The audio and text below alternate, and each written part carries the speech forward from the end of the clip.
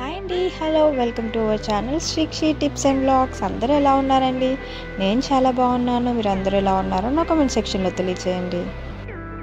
ఈరోజు నేను మీకు మజ్జిగ చారు ఎలా చేయాలో చూపిస్తానండి. చాలా సింపుల్ వేలో చాలా ఈజీగా అయిపోతుందండి మజ్జిగ చారు చేయడం అయితే. సో ఇప్పుడు మనకి మజ్జిగ చారుకి కావాల్సిన పదార్థాలు, ముందుగా నేను ఒక బౌల్లో ఒక 1 కప్ పెరుగు తీసుకున్నానండి. ఆ పెరుగుని మంచిగా ఇలా కలుపుకోవాలన్నమాట. ఇప్పుడు దానిలోకి మనం జీలకర్ర, ఆవాలు, అలాగే పసుపు, పచ్చిమిర్చి ముక్కలు, అలాగే ఉల్లిపాయ ముక్కలు. 1 కప్ పెరుగు తీసుకున్న తర్వాత దాన్ని మనం ఉండలు లేకుండా కలుపుకోవాలి. పెరుగు అనేది పులిస్తే ఇంకా టేస్ట్ అనేది చాలా బాగుంటుందండి. నేను అందులోకి వాటర్ తీసుకున్నాను. మనకి మజ్జిగ పులుసు అనేది కొంచెం చిక్కగా ఉంటేనే బాగుంటుందండి. మరీ వాటర్లా కాకుండా కొంచెం చిక్కగా ఉండేలా వాటర్ పోసుకోవాలి. అలాగే ఇందులోకి నేను 1 టేబుల్ స్పూన్ సాల్ట్ వేసుకున్నాను. వేసుకొని సాల్ట్ అంతా కరిగే వరకు మనం ఇలా కలుపుకోవాలి. ఇప్పుడు స్టవ్ ఆన్ చేసి స్టవ్ పై ఒక ప్యాన్ పెట్టుకున్నానండి.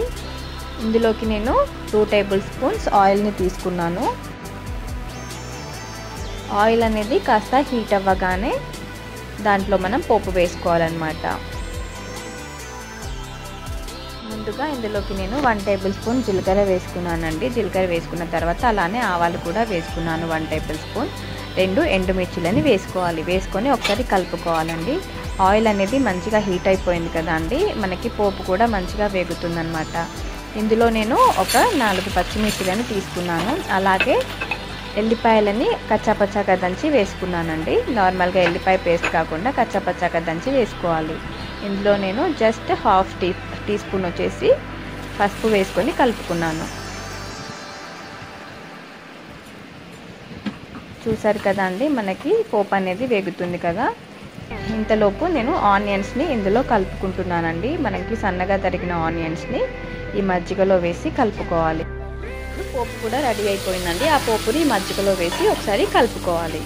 అంతే అండి, చాలా సింపుల్గా మజ్జిగ చారుని ఈ విధంగా కనుక చేసుకుంటే చాలా చాలా టేస్టీగా ఉంటుందండి.